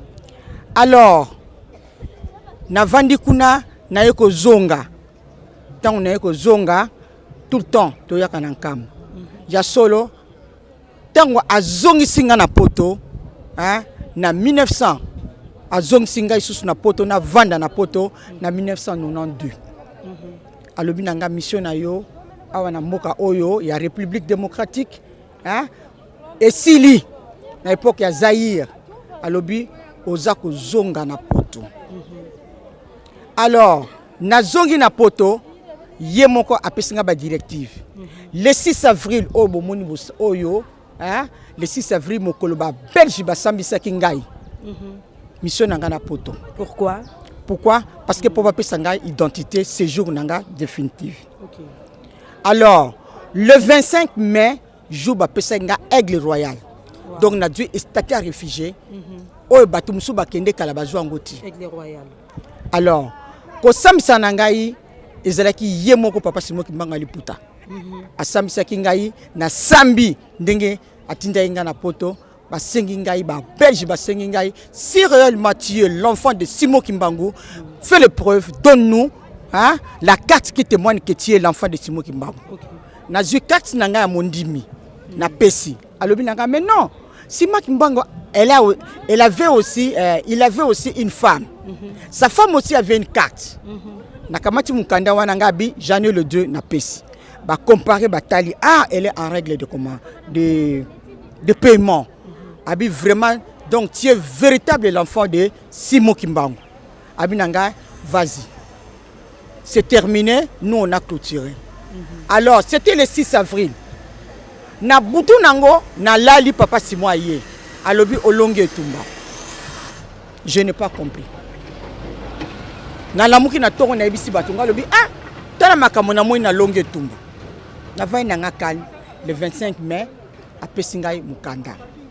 Alobi nangai mission yela ki na poto yango okozongi selanga biloko nyonso tu tant na ye ko remercier ye ngabi papa tala miso tinda kingai na poto yango yo mukanda na ye nango yango abi merci tata mtapeso mukanda wana. OK. Alors mission tata ibsaki yo yebi yango ngabi papa na yebi mission yebsaki ngai. Alors mbala moka lobi na ngai mokanda na bapesi yo oyo ko vandela na poto oko ramne ngai biloko nyonso tu oyo mundele azwaki ba fruits européens yo bozo mona kuna boliaka kuna eutaki awa na maya sima na maya sima. OK. Alobe utaki na maya sima nyonso tu yo yaka nango moko na moko na moko. Na lamuki n'expliquer bandeko balobi na nga bia eza nango kaka mutua bino fanatisme. Ngabi merci. Tant na ye awa na 2013 alobi na ngai tokutana na mboka moko na Makuti. Na komi na mboka wana natala ye na montagne kuna na vallée na oto mwa saki na ye atiboye akamati koti na ye alati azipe koti alobi pusana approcher abani ko laksanga omoni bisuko nyonso tu ndenge na yebisaki yo ba biloko wana il faut zongisa okona ngo partout et panzana mokili mobimba bakoya ko sombela ngo awa tango penerie kokota papa bato bamunenga comme une folle babia longwa biso makamba pamba wana na bano mema moko na Makuti kuna bapome bimbaka tala minene boy papa sale sango bato na dungi tozana ngo susu ba pomme voir tozana ba raisin oyo yaki nango ona yaki nango ona zozong sandamu oyo nzete oyo na sombi yango na ye nango esali est-ce que c'est sali inani awo deuxième année tozoke nango yo mais to le yango deux fois kaba moko boy non e botake bele awo bon si e botake bele oyo tikali am ke botaka ya suka yango yo donc c'est bota déjà belé déjà bat balé tapo nyonso tout c'est bota balia mais c'est que kolarde yaka na munene te suka ga botonde ekokende pardon ekokende ko manzeta mulai ya munene mais parce que oyo azana une jeune plante azokende mususu ezakuna mais tango yaka nango sala ndeni ko uta na musika Belgique ya utaka na sachet na sac na valise to memango na loboko wana moyen na pesa na lobango ezali secret yo na nzambe na nga na nzambe na ngai ndenge atindela ka ngai munabi olonge tumba respecter alobi respecter bolingo mibeko misala o nyosu bakoloba no na pleine sala exécuter sans discussion. Donc na yaka nango bango moko ngana zana ngaka simple facteur omoni yo ko tika kolina yo olobi na facteur qui est déposer lengango na place ngana zana ngaka facteur. Omoni yo ka momemi momemi donc aye moko oui na semence et puis non na ye nango mobimba to sombaka déjà ba plante parce que ba semence ngonga na ne kokite voilà omoni ngonga tant que koka ndeto bana ko ya na ba semence to sali yango yo omoni nzete oyo nzete oyo ezali nzete moko basalaki ba comment on dit ça la terme donc eza marcotage te ezali donc greffe. Donc ba greffer nzete ba dune porte nzete ba du pomme nzete pomme lokola boloka oyo à la longue au lieu to memba ba plante déjà kuna bisomoko to bano salango to bano ko greffer ba plante bisomoko to kati yango to du ba nzete to ti et boti. OK, merci beaucoup maman. Et à part autre monde nzete déjà pommier à part pommier déjà sous na nzete nino yé nango déjà ebele tozana ba oyo eza ba figue soto lango eza figuier monsieur zakuna et c'est boti déjà et c'est boti ba papa c'est balango. OK c'est boti oyo kuna bota ka mbala molo msomo na 20 OK bon oyo nyonso za ba figue oyo zo mona na ba petit plante so de fait de laurier. OK tozana laurier belé oyo c'est une pommier oyo ezali raisin et ça ma framboise moni ba jeune plate to lango et botaki to lango et sili donc skoyo fomima o eza raisin botaki belé donc période na ona ne kokite e ko bota boko monango oyo eza plante moko ba benga kango romarin eza plante moko médicale On peut faire le médicament, hein, parce que là, quand on va kisi banini, donc il y a kisi vraiment beaucoup vraiment donc. Oh, il y a ma casse. Hein, bah état grippal et puis bah fièvre et puis bah tout, hein. Donc ils ont vraiment donc et puis ils allaient à Rome pour la cuisine. À Rome. Oui. Toujours qu'il y a oh yokuna ils ont bah laurier, des jeunes plantes, il y a laurier. Donc tokoni awa kuna pe moi na sanzete wana tozana ba team o ba benga tin hein et ya wana tozana olivier oui tokita tokendo lakisa olivier kuna na se plus de 20 ozomone mukeboy figuier oh ils ont la bible la figuier totanga na bible nde yango wow hein abotaki plus de 20 baliaki awo donc tolango papa baliaki yango batebele balango bandeke peut te participer bapuku peut te participer oui bango ne spéculer mon nzambe vraiment oyo nde olive o bacha na bible olive yango ye ayaki mukie ayaki nekaka donc 50 cm à Koliawa il n'y a même pas 3 ans. Bon ouais wow nana ko ici 3 ans hein wow maman est-ce qu'on peut mettre lisolo au betela biso lisolo belge wana tango ko somba biloko fournisseur na yo ilobo alobaki na yo ayambi mutu moko boye banda ya botama nano amona mutu wanda mikana ko sala mo commentaire sur ça ngai biloko na somba kango na somba ka biloko na magasin te o ba magasin ba tekaka na poto wana ba ti ba chimie banini non alors na somba ka biloko na ba fournisseur bon bango moko vraiment donc ba konaka yango alors belge wana on a somba biloko na quartier wana mutu mundu akota kuna kaka ezali ngai somba moni mutu mundu ba biki bazo surveiller parce que ba belge ba na mbongo epelé kuna ko mona banda kwa ninte yake de villa et de villa et puis na sima banda kuna bango donc ba plantation à minene parce que dans un village je prends le train pour na kende kuna alors na komi kuna boema na ye tant na na somi biloko tant mbali boso na somi biloko mbami bali na somi mbala misatu na ye boema mama na ye azo yebisa ye gardez moi si wana ya mutu mundu wana précieusement parce que na moni azane loko moko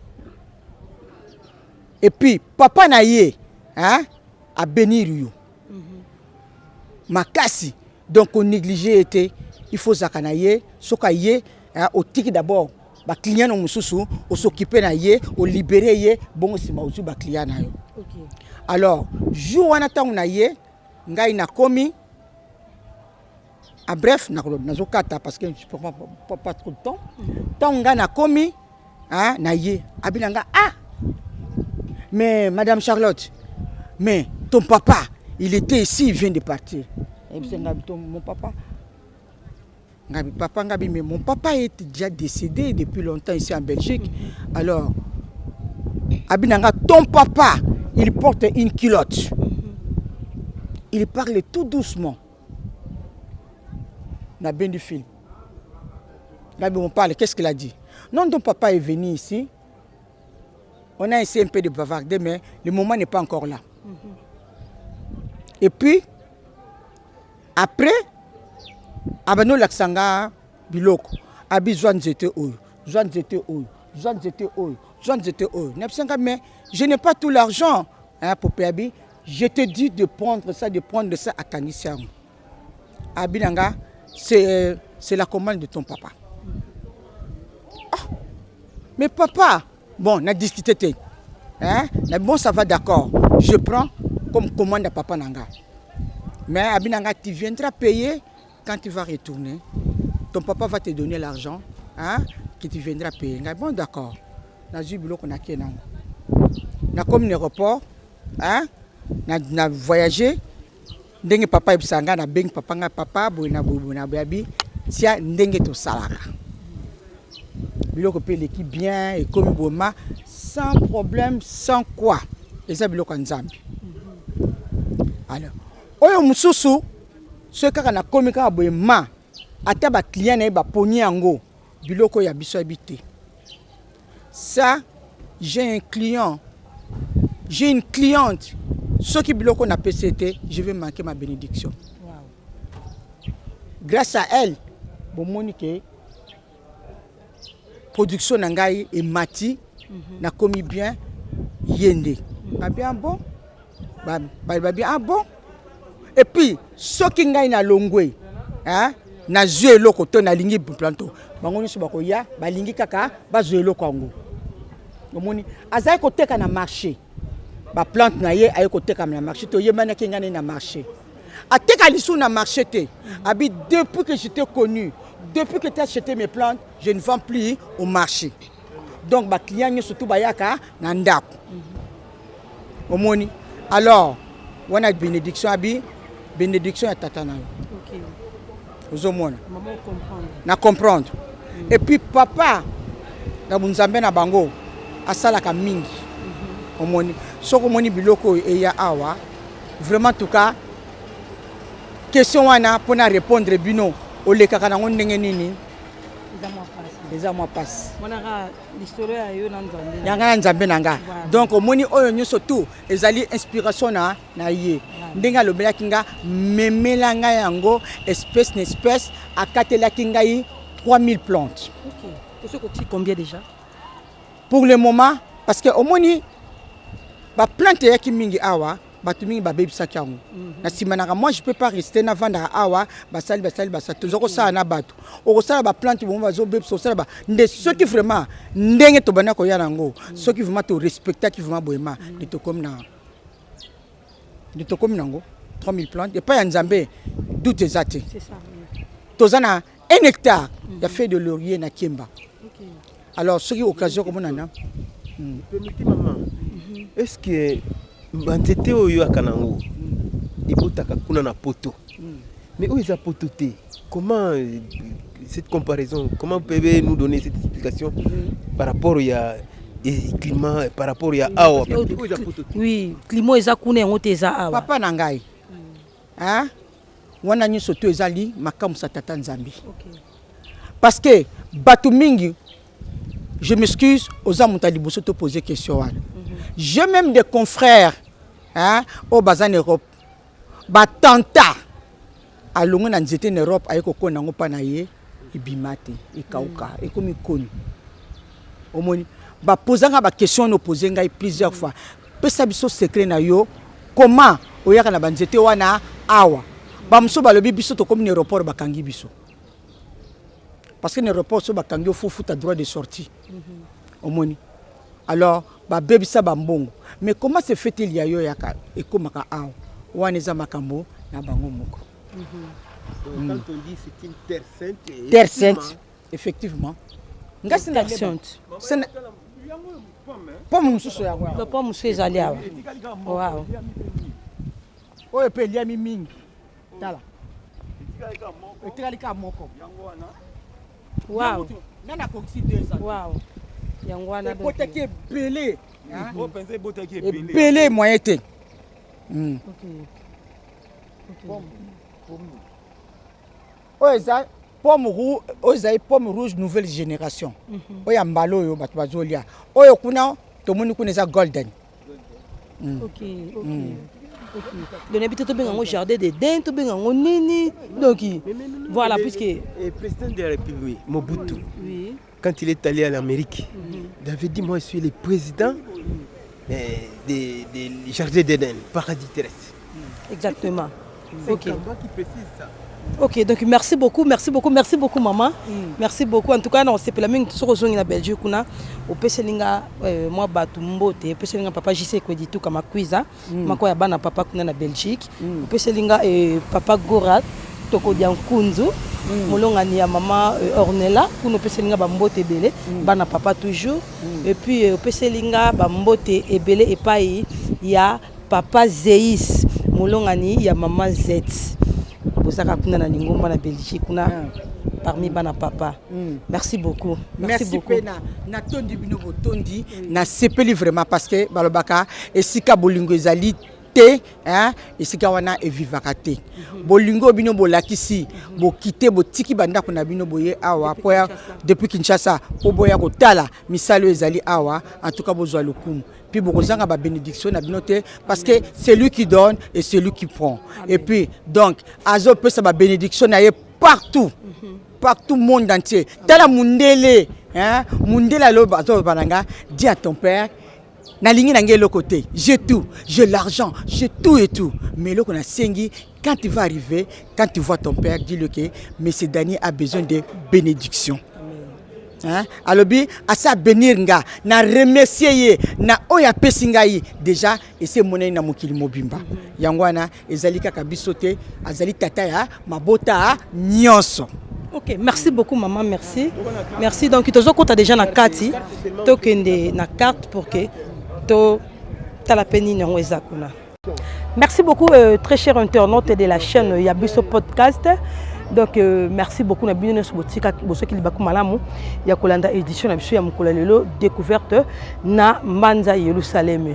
Donc voilà peut-être bo se poser ba question bo tenir biso vraiment rigueur tende to la kisi bino mai en kambate parce que ebizana belé ba to ba seko c'est là-bas mon mai en kamba live et puis ba mona mabele en kamba mais ba bisi biso et kuna pour non kita faut autorisation ya papa zana ba paya wazo libérer moyen to kutungisa e pour na kambu et tali ko kita kuna na mai ensima et parce que ça mai mo que ça sacré de to koton ko caméra il faut papa appeler ça nzela donc nzela nango yango yo so to kitibo et tout droit to kiti kuna nde sika mai ezo longola milimo ba bezo bikisa bato ezo kangola nde sima ya Jordan ndenge ezalaki. Voilà donc édition de monsieur Komina Souka, je crois que commentaire mingi otia ezate bisonyo surtout moni peto yoki te découvrir et c'est l'été ils a vraiment vaste ils a bambika moi ebelé suite à temps moi to kota ba site nyonso ezate je pense que to suki awa et puis les journée à Souka qui arrive avec un bidon vous avez présenté comme c'est. Ah oui donc voilà to komi na Souka oui to komi na biso na Souka to so kende déjà donc voilà to so ngalelo mobombe la biso esuki toyaki to sal déjà le 4e jour to zaka na kamba pour faire plaisir et pas na bino babonné na biso et puis ba neso bolinga biso mukili mobimba o bolela original pe alela bino botala mo ba suspense mo parce que to zapena batu donc bonjour papa. Bonjour papa comment nani comment nanga papa Pablo. Papa Pablo je crois bomoni a bimeli nzela ya mai ensima o to beta lisolo ya mai en kamba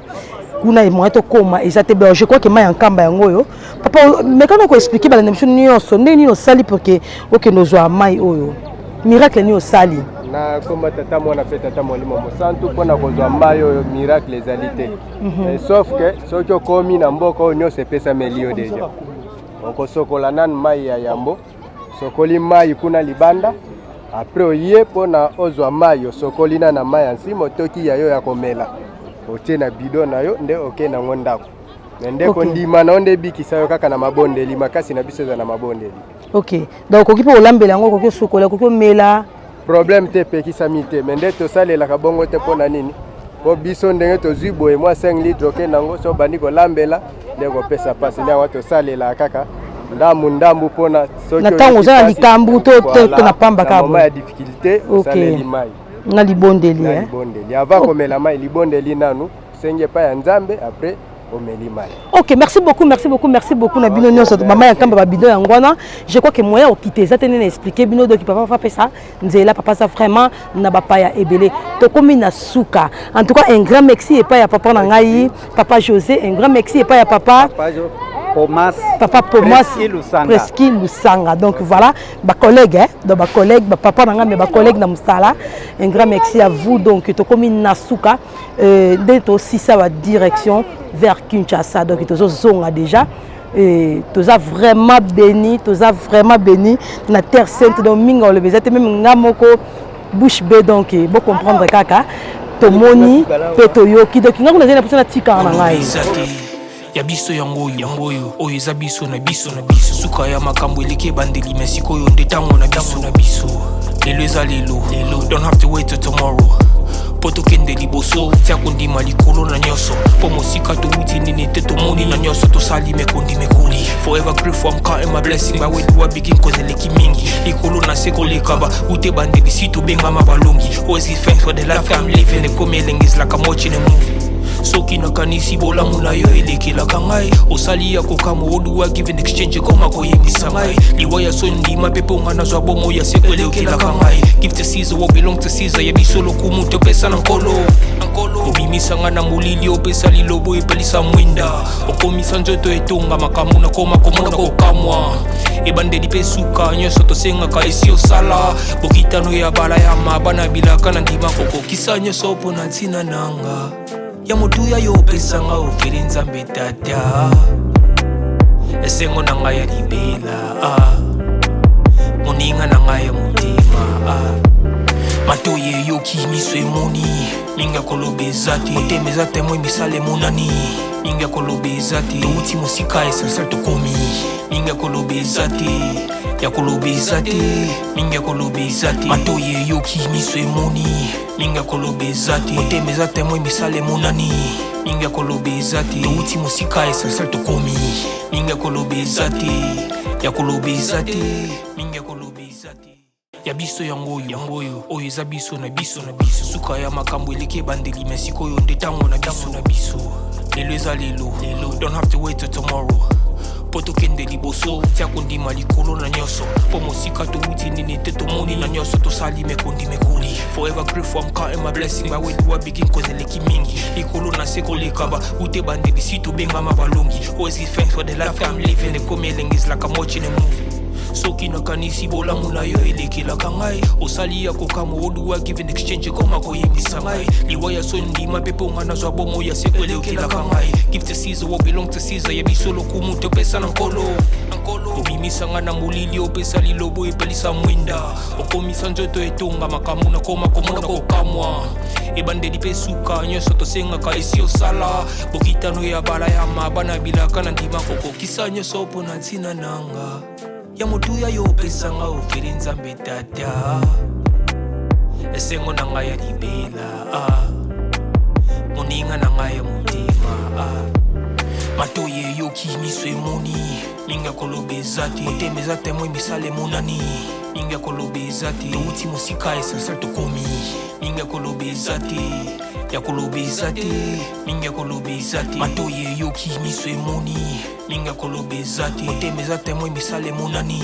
minga kolobeza te touti mosika esansal tokomi minga kolobeza te ya kolobeza te minga kolobeza yangoyo oyo eza biso na biso suka ya makambo eleki bandeli mesiko oyo nde tango na biso lelo eza lelo don't have to wait till tomorrow po tokende liboso tia kondima likolo na nyonso po mosika touti nini te tomoni na nyonso tosali mekondi mekoli forever grateful I'm counting my blessing ba we do a begin kozeleki mingi likolo na se koleka ba ute bandeli si tobengama balongi always give thanks for the life I'm living ekomelengis like I'm watching a movie soki nakanisi bolamu na yo elekelaka ngai osali ya kokama oduwa give in exchange koma koyebisa ngai liwaya so ndima pepe onga nazwa bomo ya seko elekelaka ngai give to Caesar what belong to Caesar yebi lokumu topesa na nkolo obimisa nga na molili opesa lilobo epelisa mwinda okomisa nzoto etonga makambo na koma komona kokamwa ebandeli pe suka nyonso tosengaka esi osala bokitano ya bala ya mabana bilaka na ndima kokokisa nyonso mpo na ntina nanga